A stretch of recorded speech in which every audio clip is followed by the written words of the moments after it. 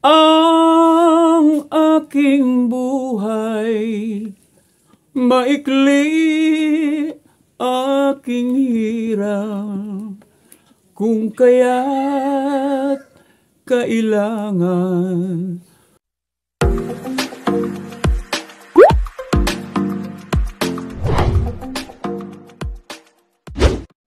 Isang mapagpalang araw mga kalingap, mga kababayan, mayroon tayong pupuntahan ng isang pamilya uli, no? At medyo medyo sulok. Inilapit din to sa atin. Ayun. Tara mga kalingap, mga kababayan, samahan niyo ko at alamin natin kung ano ang sitwasyon ng pamumuhay ng mag-anak na to. Let's go. Ayan mga kalingap, mga kababayan, andito na tayo sa subject, no? Ayan. Tao po. Tao po. Dito ba si Tapipi daw? Ako po iyon. Ikaw? Ayan. Ilan taon na po kayo, kuya? Ano na? 59. Pero na rin ako, malapit na rin ako mag-senior. Sa 60? July 6, na ako, 60 na. 60 years old. Ilan po yung anak ninyo, tatay? Bali, 7, puro mga babae. Tapos, yung 5, may mga asawa na. 2 na lang yung, at yung bunso namin. 2 na lang yung wala. So, 2 na lang yung dalaga? Opo. So, wala kayong anak na lalaki? Wala. Gusto nyo magkaanak na lalaki, tatay? Siyempre dati pa naman gustong-gusto, kaya nga siguro dumami dahil naghahabol sana kami ng lalaki. Kaso siguro yun ang biniyaya ng Panginoon na talagang hindi kami mabigyan lalaki. Okay lang, at least may pamilya. At may lalaki naman dahil may mga apo na rin ako. Yung mga apo yun ang lalaki, kaso hindi ko rin apelyido. Tama. Opo. Pero gusto mo talaga o pinapangarap mo sana na magkaroon ng anak na lalaki? Talaga po, parang, siyempre, kaya iba-iba yung pumapasok sa isip ng kagaya na lalaki. Kaya lang, ang sa akin na lang siguro, yun lang siguro na, ang para sa akin din, kaya, tanggap ko na wala talagang totally anak na lalaki. Opo. So ngayon, tatay, ako'y nandito, no? Kasi naghahanap ako ng magiging tatay. Nabalitaan ko na yun nga, wala po kayong anak na babae. So ngayon, pwede po ba na maituring nyo ko na anak na lalaki? Ay, okay lang po ba sa pwede inyo? Pwede po. Ayan, Kasi, salamat, tatay. siyempre, kumbaga sa pagka miss or ano ba yan tawag diyan yung talagang parang pinapangarap ko talaga, parang tinuturing ko anak ko talaga, kasi siyempre unang-una po yung bagay na ganyan, yung yung iniisip po na yung apelyido mo talaga. Siyempre, 'di ba, tayong mga tatay, di ba talaga parang pinagmamalaki natin pag meron tayong nagdadala ng apelyido natin. Yung babae kasi talaga pag nag-asawa sila, apelyido na nung ang dinadala. Pero at least, siyempre, pamilya pa rin naman. Okay lang. So ngayon, tatay, gagawin natin ngayon para i-transfer yung apelyido ko sa apelyido mo. Okay lang po sa inyo, tatay? Hindi, joke lang, tatay.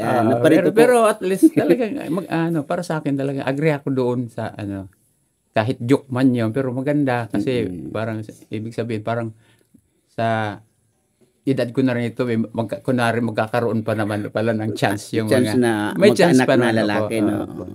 So, ang sadya ko naman dito, tatay, may naglapit po kasi sa inyo na puntahan daw kayo dito sa lugar na to, no? At aalamin yung sitwasyon ng pamumuhay ninyo, tatay. Yun lang naman po yung aking sadya, no? Apo.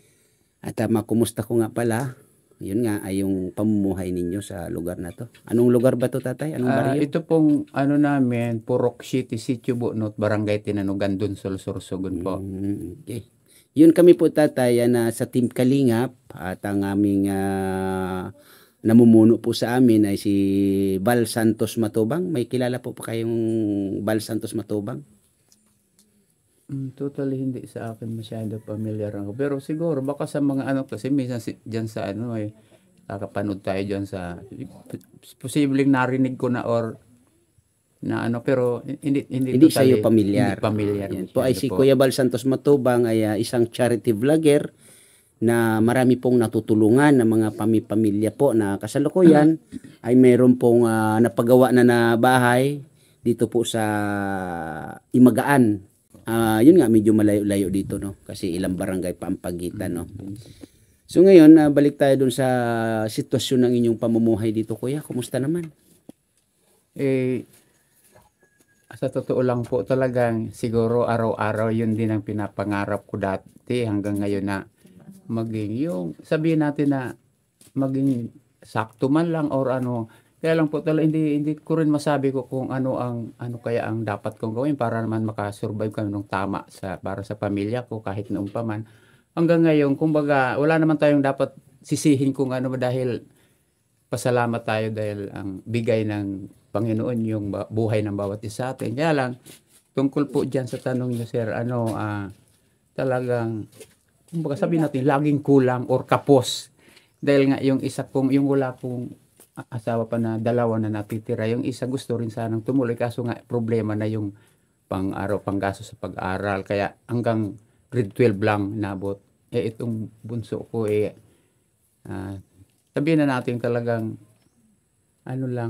talagang abot kaya na nairaraos minsan niya, nagtitiis na basta lang makapasok at porsigido nitong bunso ko talagang pagdating po sa bagay na yan, talagang sabihin natin talagang kapos po talaga. Kapos.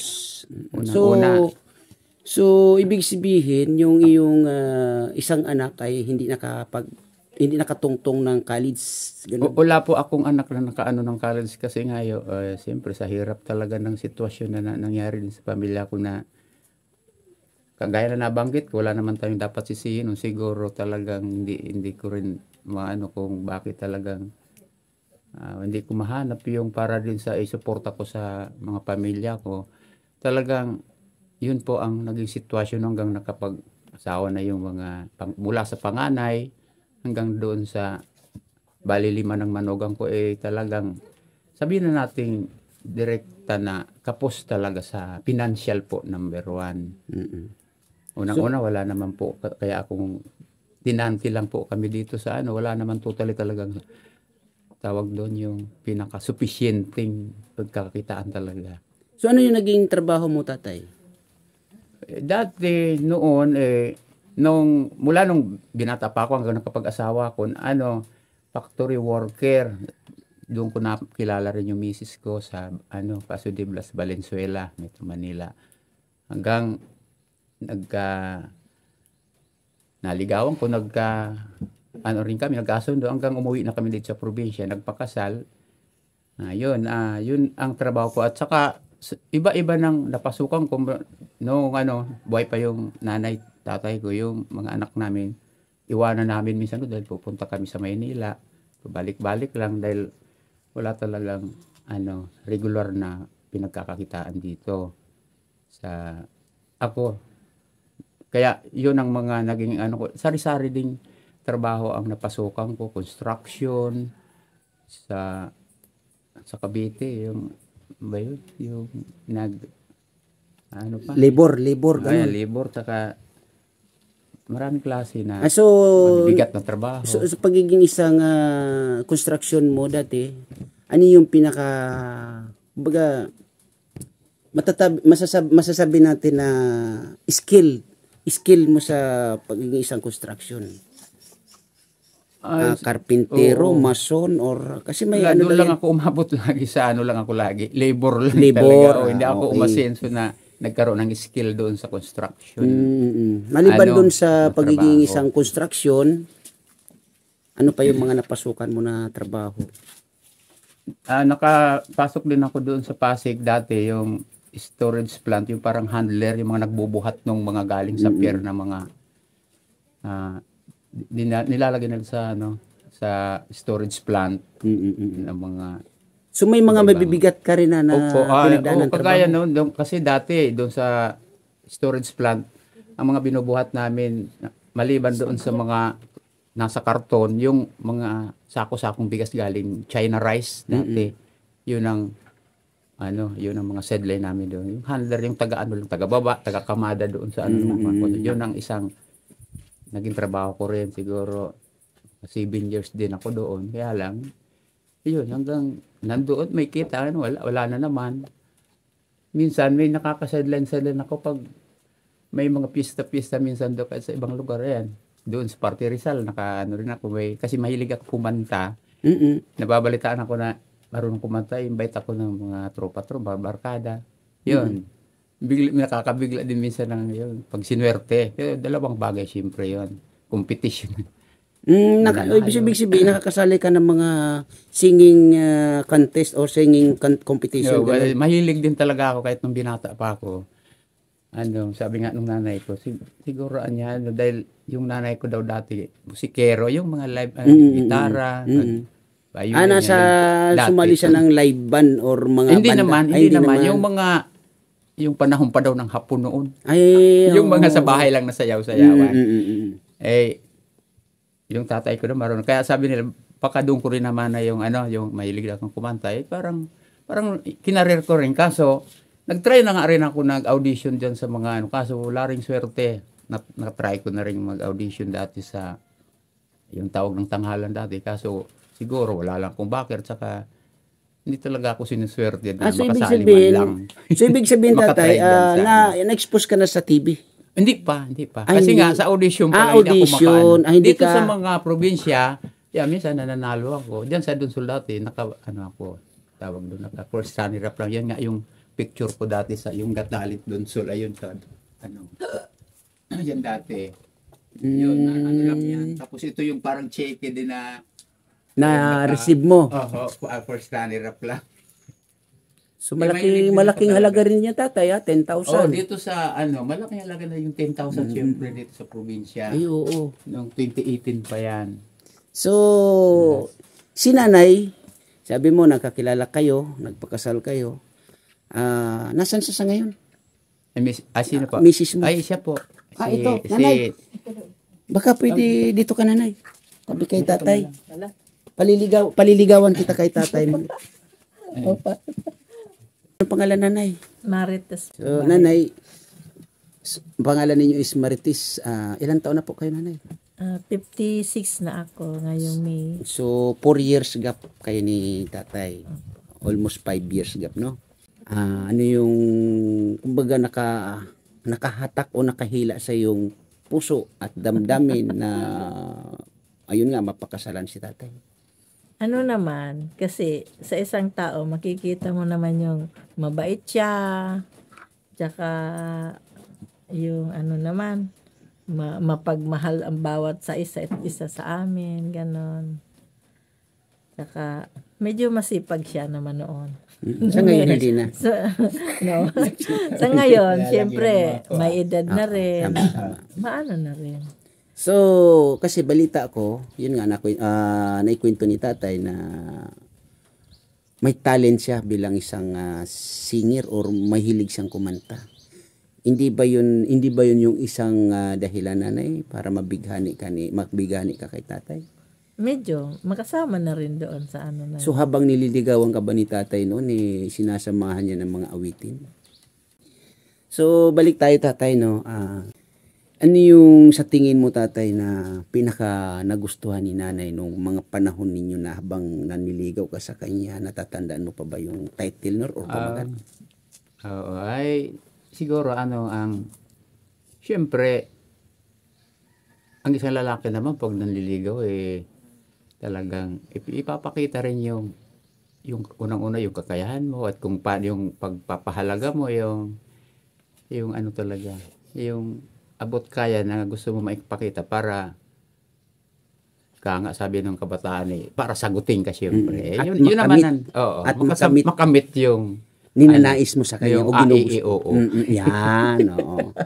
Naalala mo pa yung tatay, anong title? Baka pwede naman may bahagi mo dito sa akin, sa amin at lalong-lalo na sa mga kapanood. Kasi ako nga po pala si Kalingap Tatay Papsi ng Team Kalingap no.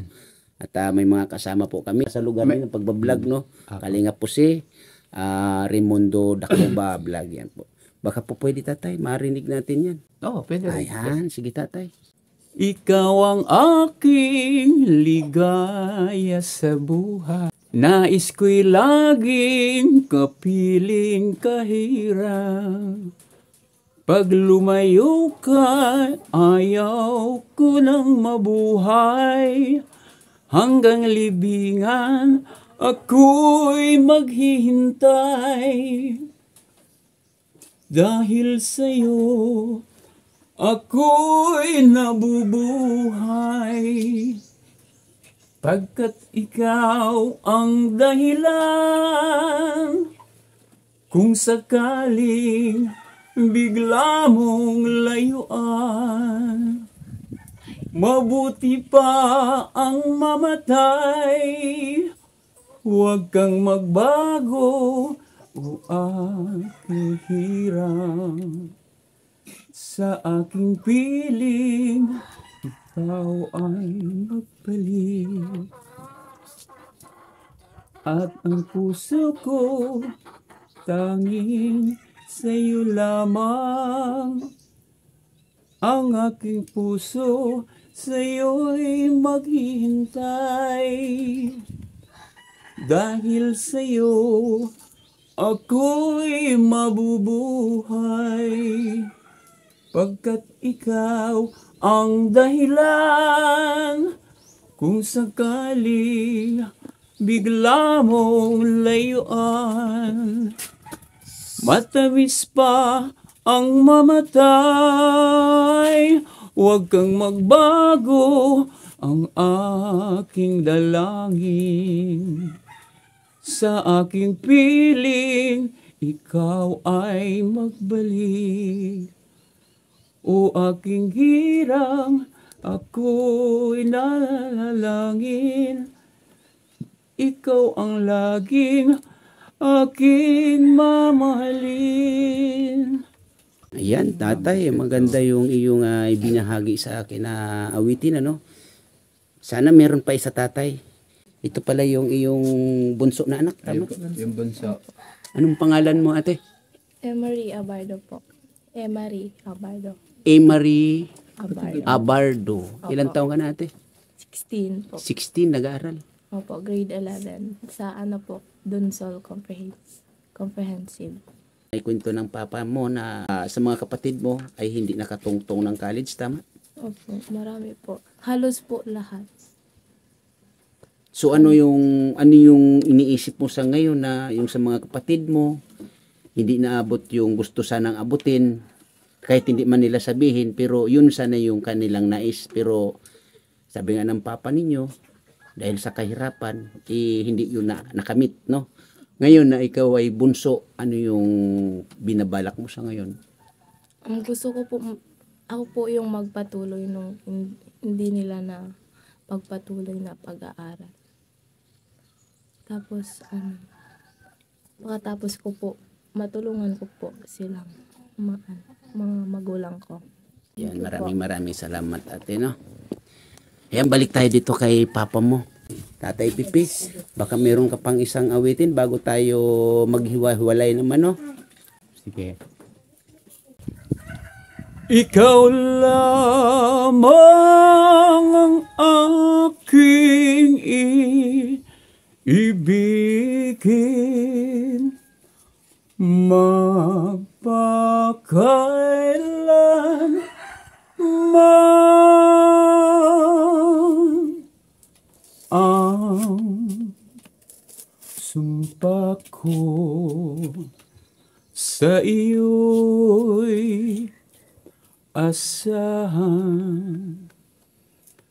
tulad rin ng umagang may pag-asang sumisikat.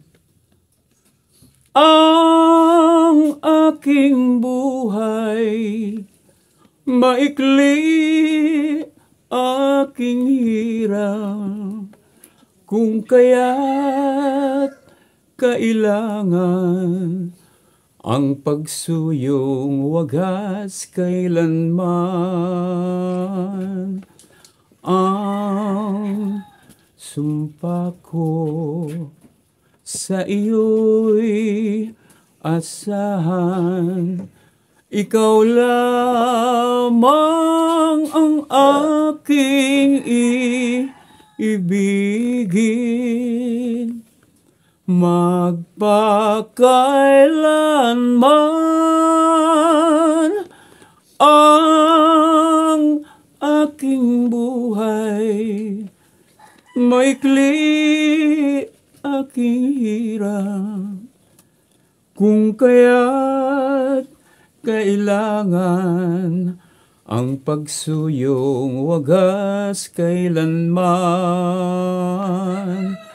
Ang sumpa ko sa iyo, asahan. Ikaw lamang ang aking ibigin, magpakailanman.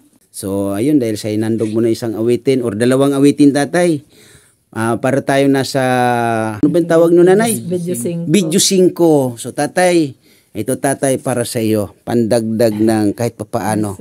Yan. Maraming salamat po. Yan. Salamat. Thank you po sa Thank you sa biyaya na kahit pa paano. naiabot nyo na malaking tulong na rin ito para ito sa mga apo ko.